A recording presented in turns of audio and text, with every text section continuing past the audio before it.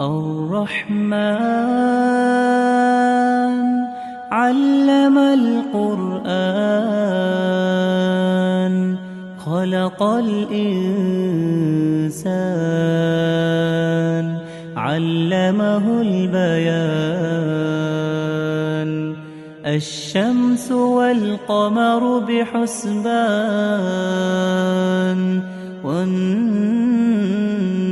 والنجم والشجر يسجدان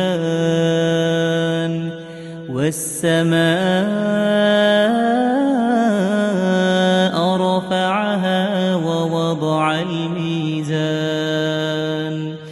ألا تطغوا في الميزان وأقيموا الوزن بالقسط ولا تخسروا الميزان